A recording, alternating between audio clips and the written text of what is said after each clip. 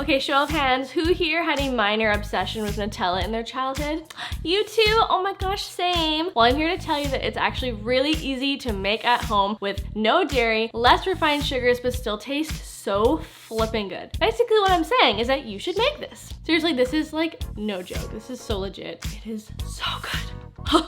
Everybody who loves Nutella knows and loves that creamy, dreamy chocolate hazelnut heaven that is Nutella. And honestly, I just like to eat it by the spoonful. I mean, it's great on a piece of toast and whatever, but by the spoonful is the best way to enjoy Nutella. And it's really easy, you guys. You can make it at home for cheaper with less sugar. The texture is impeccable, you guys. You have to make this. It only requires 7 ingredients, one of those being hazelnuts. The other 6 ingredients you probably already have sitting in your pantry right now.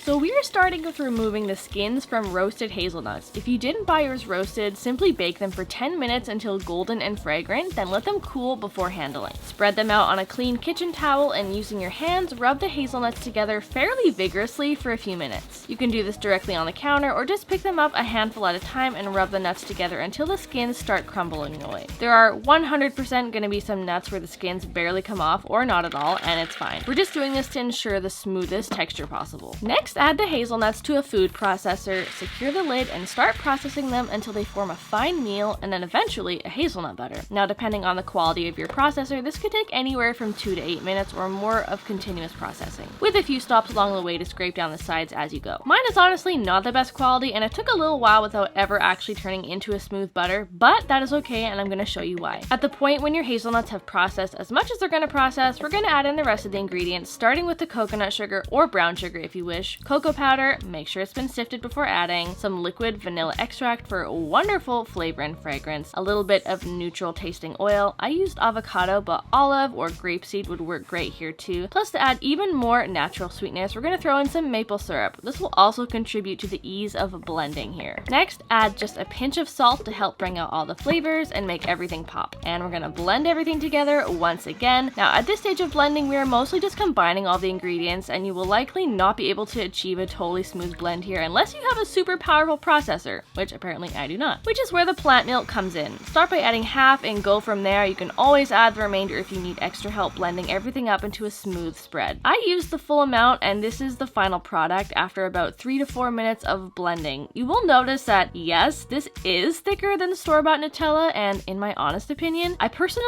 love the texture. It's still absolutely creamy and spreadable, but it has body and a thick, luscious texture like a good quality nut butter, which it totally is. After all is said and done, you should be left with about 2 cups of this delicious homemade Nutella spread, which is totally vegan, dairy-free, and way less in sugar. There's even more ways to customize it to suit your taste preferences or the ingredients you happen to have on hand. For the sugar, you can of course use brown sugar if coconut sugar isn't available to you, but remember, it will make it a little sweeter and increase the overall sugar content. If you don't want to use oil, you can try subbing the amount in the recipe with more plant milk, which by the way, I used soy, but any non-dairy milk is great. This recipe is based off of the original Nutella spread, so you can get even more creative with the flavorings you add. Like try adding some cinnamon or other spices, orange zest for a bright citrusy zing, or even a pinch of cayenne to bring a little heat. Whichever way you choose to make this vegan Nutella, it's going to be absolutely delicious and you won't be able to get enough of it, I promise.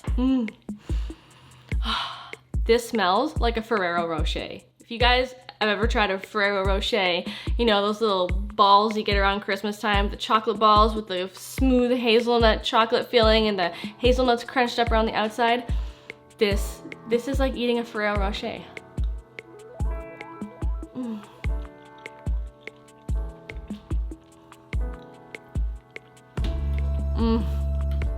Yeah, this ain't gonna last long. If you guys like this video, make sure you let me know by leaving a comment and subscribe to my channel so you don't miss other awesome videos like these ones right here. I pump out so many delicious things all the time, twice a week, and I don't want you to miss out. So make sure you're subscribed and I will see you in another video. Bye!